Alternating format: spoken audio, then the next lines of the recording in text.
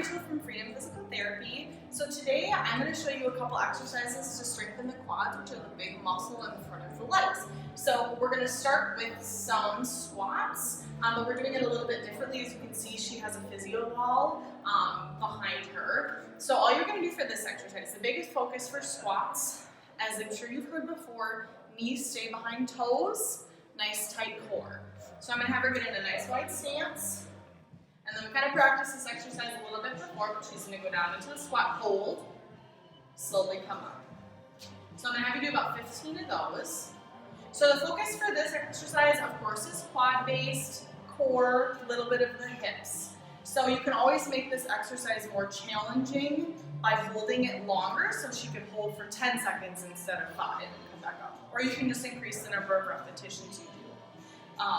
The longer you hold or the more weight you put on for an exercise, you're going more for strength, versus if you're doing a higher number of repetitions at a lower weight, you're working more on endurance for a muscle. So this is the first one I wanted to show you.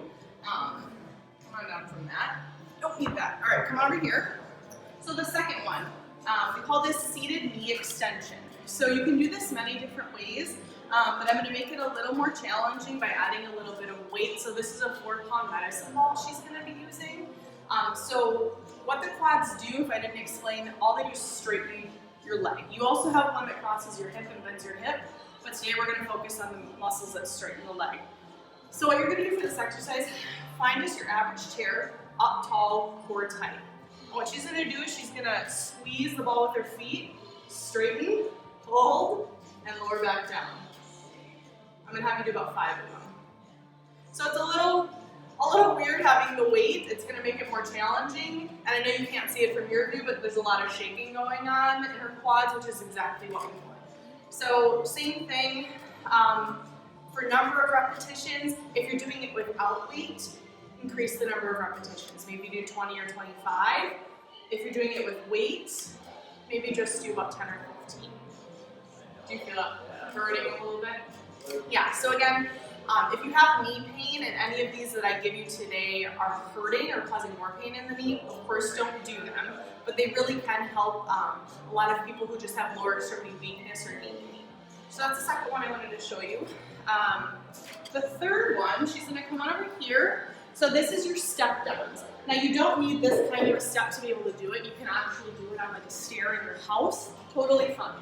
And the height, you can do a normal step height, or if you have something a little bit smaller, that's fine as well. So all she's going to do is step up. So you're getting a little bit of balance with this too. So if you're seeing her shake a little bit, that's good.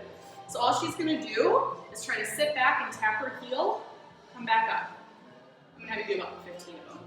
So the biggest things to focus on if you're doing this exercise, again, do not let your knee go over your toe. That's going to put, if you let the knee go over the toe, that's going to put a lot of extra stress on your tendon below your knee, and it can cause more knee pain or other issues.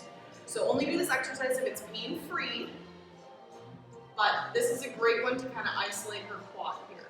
So you pretty much just do this exercise until you feel a good burn.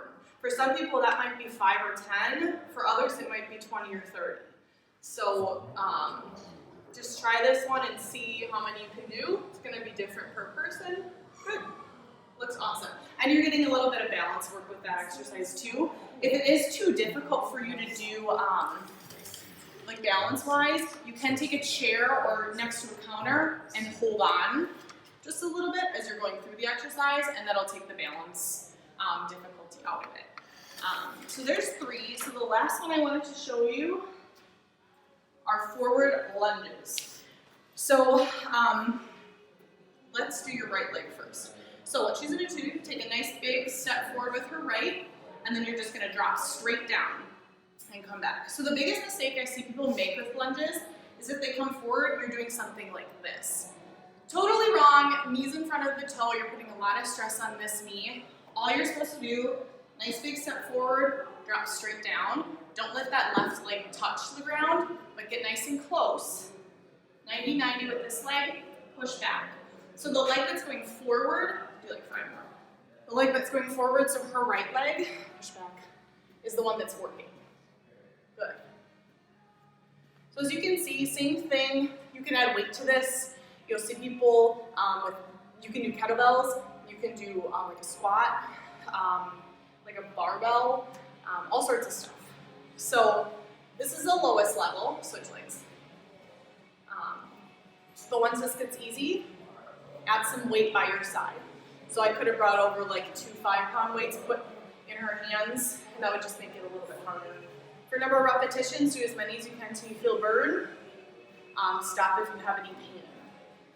So these are just a couple exercises to give you an idea on how to strengthen your quads specifically. Again, this is general, so if you have knee pain, it depends on what your problem is as to the exercises you should be doing. So these are not right for everyone with knee pain. So if you have specific problems, it's best to get it checked out by a doctor or a physical therapist to determine what's best for you. But these just give you a couple quick ideas on how to strengthen the front of your legs. Thank you very much.